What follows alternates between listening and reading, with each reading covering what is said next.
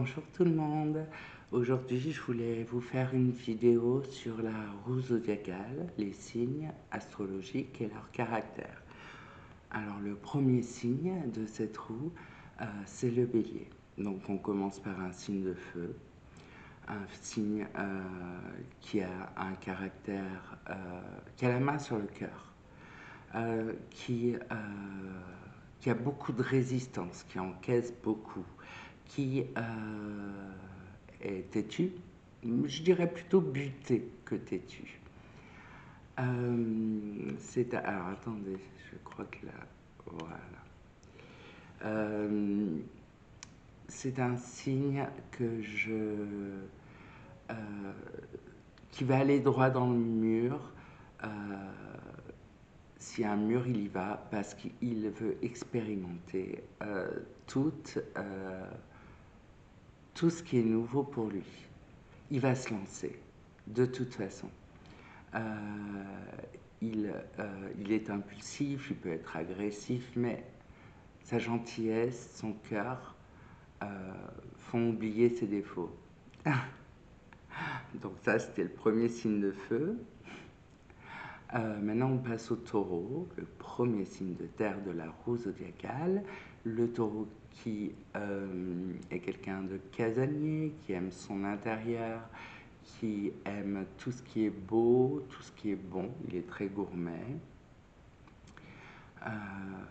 Il aime beaucoup que les choses soient faites dans la douceur, dans une certaine classe.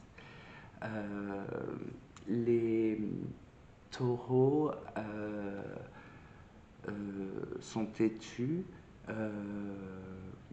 mais vous pouvez en faire beaucoup au taureau. Alors là où le bélier encaisse, le taureau emmagasine. Et le jour où la cocotte minute explose, vaut mieux pas être dans les parages. Voilà. Ensuite, on passe au Gémeaux. Le Gémeaux qui a mauvaise réputation parce qu'on dit infidèle.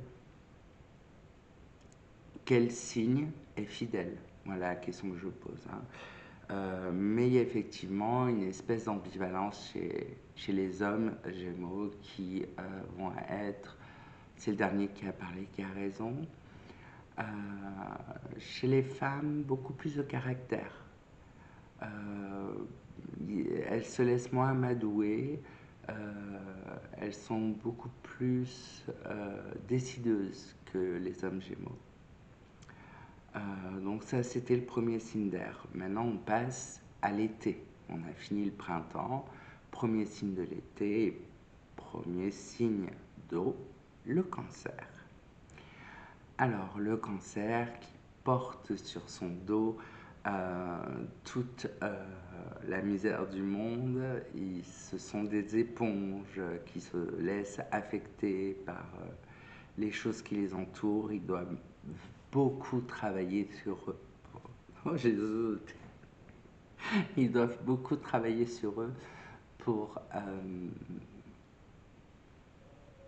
arriver à ne pas se laisser atteindre de cette façon et aussi pour être un peu moins moraliste. C'est vrai que c'est un signe moraliste. Ils ont beaucoup de cœur et en même temps ils sont très rayonnants. Il y a certains cancers qui chouignent, qui pleurent beaucoup, mais en vieillissant, ils se bonifient, quoi. C'est le vin. C'est comme le bon vin. Donc, ils deviennent plus résistants. Et ça, c'est rare chez les signes, c'est un des rares signes qui se bonifie en vieillissant, qui s'améliore, qui prend de la profondeur et de la maturité. Homme ou femme. Maintenant, on passe au lion. C'est moi, Gillian. Donc, J'ai un peu oublié de vous dire qui est de tel signe. Bon, Gémeaux, on a Prince. Taureau, on a qui bon, je ne vais pas vous les faire tous parce que là, de tête, j'y arrive pas. Cancer, on en a plein des cancers connus. Bon, Lion, Madonna. Voilà, on revient au Lion. Lion, c'est Madonna. Je ne suis pas Madonna. À Gémeaux, on a Prince et Sananas.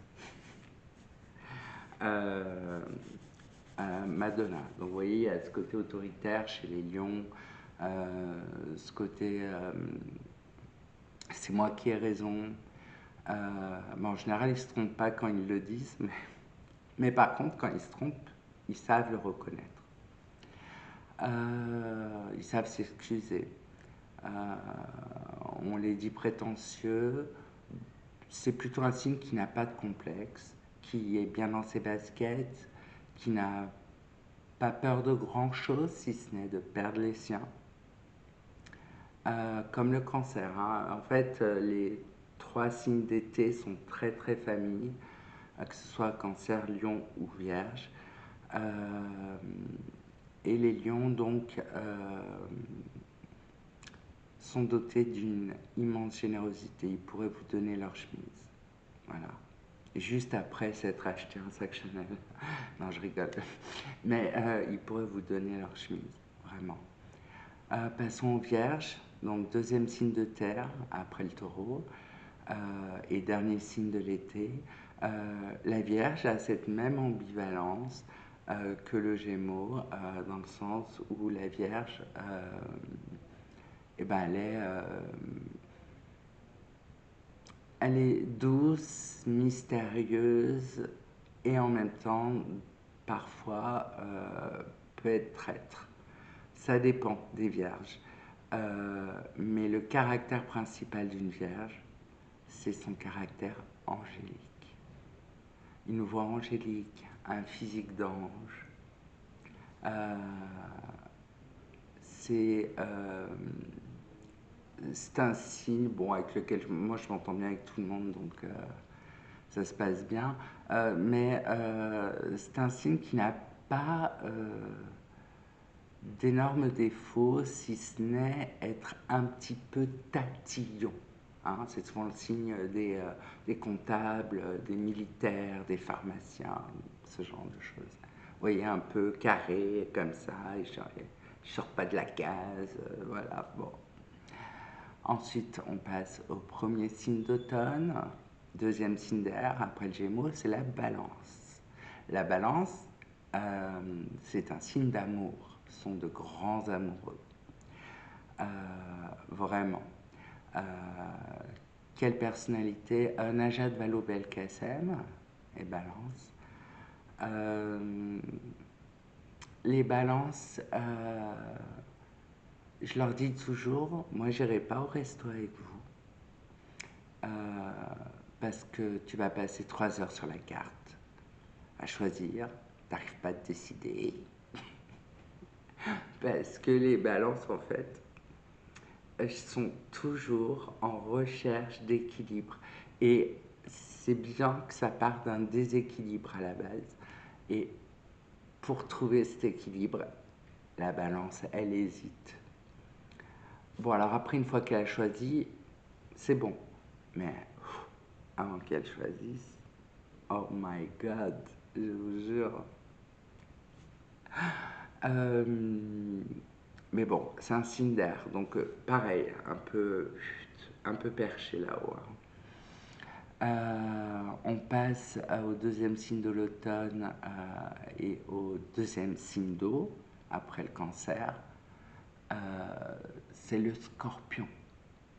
Le scorpion qui, comme le Gémeaux, a mauvaise réputation, pas pour les mêmes raisons. Ce qu'on dit de ce signe, c'est un signe sexuel qui aime l'argent. Oui, il y a un grand magnétisme des scorpions. Il y a c'est un signe compliqué. Ils sont très compliqués à comprendre et eux-mêmes, ils se compliquent la vie, quoi. Ils n'ont pas de... Ah, attendez 2 secondes. Voilà. Ils n'ont pas de... Comment je vous dirais ils n'ont pas de garde-fou. Ils ont une grande puissance que j'apprécie beaucoup. Ce sont des gens sur qui on peut compter. Euh, mais par contre, si vous leur faites du mal, ils vous piquent derrière. Direct. Ah ouais, c'est dans 1 heure, dans un jour, dans 10 ans, mais ils vont vous piquer. Ils vont vous rendre l'appareil. Ça, c'est clair. Qui c'est qui est scorpion? Ben, Lena Situation, Lena Mahfouf. Voilà. Ensuite, on a les Sagittaires. Alors, en Sagittaire, nous avons Emmanuel Macron, Johan Paps. C'est le troisième signe de l'automne et le troisième signe de feu après le Bélier et le Lion. Le Sagittaire est un signe qui aime voyager, qui ne sait pas être à l'heure. Hein. C'est des gens qui peuvent parfois... donc ils n'ont pas de filtre, un peu comme le lion. Ils vous disent les choses telles qu'elles sortent. Et c'est vrai que les gens, souvent, ils n'aiment pas trop ça. Mais bon, ils sont malgré tout, dans l'ensemble, assez gentils, très abordables, très communicatifs, souriants, charismatiques. Ils ressemblent un peu aux lions, en fait, les Sagittaires, mais en plus automnal, moins solaire, on va dire. Nous passons donc à l'hiver avec le dernier signe de terre après le taureau et la vierge, le bien nommé Capricorne, qui est un signe ambitieux, un signe qui n'aime pas voyager, contrairement au signe précédent, le Sagittaire. Le Capricorne est assez taiseux. C'est quelqu'un qui va vous faire la leçon sans cesse, qui va vous dire comment il faut faire et pourquoi tu n'as pas fait comme ça, mais qui, qui, qui masque en fait, il masque une assez grande profondeur d'esprit. Mais attention, ils peuvent être pervers dans le sens, pas au sens psychanalytique, mais dans le sens où ils peuvent vous dire une chose un jour, le contraire le lendemain, suivant comment ils sont du nez. Hein. On est dans l'hiver, hein, on est vraiment dans la lune là, qui... Ensuite, on passe au Verseau, le dernier signe d'air, après les Gémeaux et les Balances. Le Verseau, moi j'adore les Verseaux, une vie intérieure très profonde, très intense. Ils sont dans une bulle, ils sont perchés, et leur bulle, rien ne la détruira. C'est le signe. Il y a vraiment ce caractère autistique chez les Verseaux. Et on ne peut pas percevoir à travers eux, on ne peut pas lire comme dans un livre ouvert. Ma psychanalyste est Verseau. Donc, j'aime beaucoup ce signe, pas parce qu'elle est Verseau, hein, beaucoup de signes, hein, ma banquière aussi est Verseau. Donc. Mais j'aime beaucoup ce signe, c'est des gens qui sont assez associables, mais quand ils aiment quelqu'un, ils l'aiment vraiment. Pour terminer cette roue zodiacale, on termine avec le dernier signe d'hiver et le dernier signe d'eau. Après le cancer et le scorpion arrive le poisson, le poiscaille. Le poisson, bah, vous en connaissez, Marion Caméléon et Poisson. Voilà, c'est les artistes, ils ont beaucoup de talent parce qu'ils ont une vie intérieure qui est assez intense, un peu comme les Verseaux, mais On les pense souvent hypocrites, les poissons, parce qu'ils nagent entre deux eaux et qu'on ne sait pas ce qu'ils pensent. Mais c'est pas de l'hypocrisie, c'est juste que ils n'ont pas besoin des autres. Il y a une vraie indépendance du poisson. Euh, mais j'ai connu des poissons très calmes et des poissons mais excités. Jamais j'ai vu ça. C'est pire que les béliers, quoi. Alors pourtant, les béliers, niveau impulsivité, ils disent bon, mais là, waouh. Voilà, donc si vous avez envie que je vous fasse une vidéo sur les arcanes majeures du tarot de Marseille, je peux vous le faire aussi. Sinon, je vous dis à jeudi pour une vidéo make-up et à dimanche prochain pour une vidéo psychanalyse ou tarot de Marseille. Je ne sais pas. Vous me dites ça en commentaire. Allez, je vous souhaite un bon dimanche.